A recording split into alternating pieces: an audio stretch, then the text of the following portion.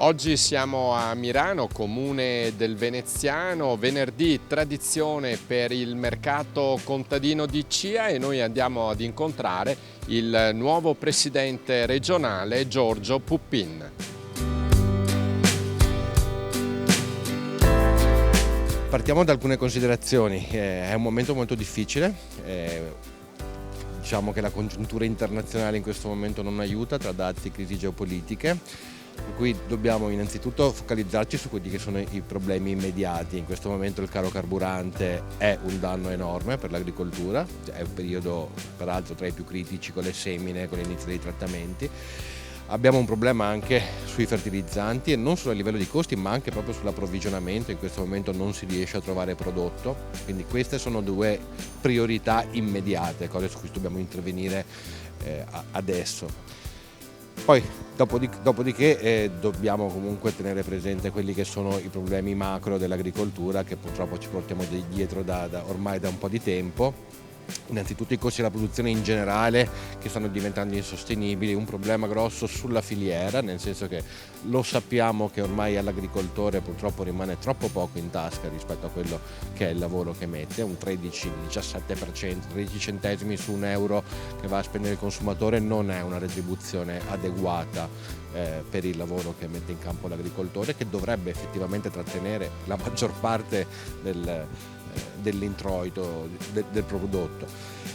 Dopodiché appunto intervenire sugli aspetti reddituali vuol dire fare un lavoro di ampio spettro, lavorare certamente sulla filiera, cercare di coinvolgere tutti gli attori del mercato, fare un lavoro di sistema con chi trasforma, con chi distribuisce, con chi trasporta. E direi che sarà importante anche rivolgersi alla politica con voce autorevole e ferma per intervenire su alcune cose che secondo me non sarà difficile portare all'attenzione di chi ci governa in questo caso. Mi viene in mente l'aspetto della semplificazione burocratica. Ci sono degli studi che ormai fanno vedere che gli agricoltori passano 100 giornate all'anno nel loro tempo a far carte negli uffici per quelli che sono gli obblighi amministrativi. Non ha assolutamente senso, l'agricoltore deve stare in campo, deve stare in stalla, in cantina a lavorare. Togliere tempo per fare questi lavori vuol dire anche incidere su quella che è la sua redditività. Per cui semplificare, che dal mio punto di vista vuol dire cancellare, quindi non sostituire una carta con un'altra, ma cancellare obblighi. Su questa è una priorità su cui bisogna lavorare.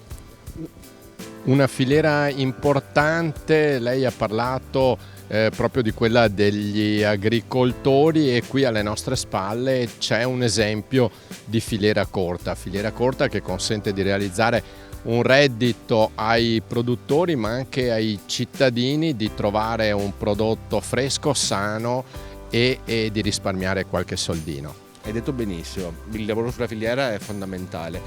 Da questo punto di vista sarà proprio importante anche lavorare su quella che è la comunicazione verso i consumatori. I consumatori devono essere resi sempre più consapevoli che qui nel chilometro zero, all'interno dei mercati, presso le aziende, hanno delle garanzie, non solo in termini di qualità di prodotto, ma anche di sostenibilità, di sicurezza alimentare. Non dimentichiamoci quello che è il problema della sicurezza alimentare. Noi adesso stiamo firmando accordi di libero scambio con altri paesi che secondo me ogni tanto vengono presi sotto gamba proprio per quelli che sono gli aspetti di sicurezza.